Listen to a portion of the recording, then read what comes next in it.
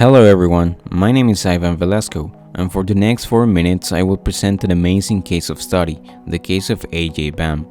After this, I will showcase how some of the outcomes and lessons from his story apply to one of my personal projects which I'm developing with an amazing group of people at the University of Ottawa in Canada. ajayBam is an Indian entrepreneur who started succeeding in his studies at a very young age. He learned various languages and obtained titles in engineering. Afterward, he graduated with a master's and he was able to land his first job in the field as a technology analyst for a company in New York City, where the payment was very nice. He ended up being in Germany, where he will ultimately realize the impact of mobile phones applications. And then he started making his first entrepreneurship ideas that would shape his future. Sometime after this, ajayBam started Vajusa with his friend Walter Stock from Babson, which initially was just a simple app that would allow people to manage coffee carts efficiently. But he continued to develop it and to shape his business idea into a technology platform that would allow customers to carry out payments and participate in loyalty programs with any phone. Through his journey, he started meeting a lot of people involved in the business, what we will usually call networking. In this way, he met John Hassan, a very important attorney who would end up teaching him a lot about entrepreneurship, but it wasn't easy to reach him up. He had to persist and call him many times to show him he was really interested. AJ would keep trying to find funding sources without much luck, and by the year 2022, he realized he had a great team, but also others have left.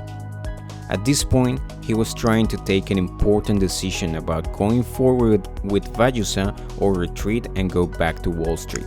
My personal project with my group at uOttawa involves wheelchair users. We want to make them feel less isolated by doing the Sidewalker, a tool that will connect to the wheelchair, helping the caregiver to be beside and not behind the wheelchair. AJ's case gives us a lot of lessons to put into place in our project. For instance, it is important to persist. AJ was always very persistent with everything he did. We have realized that this project is not easy, but we have been persistent.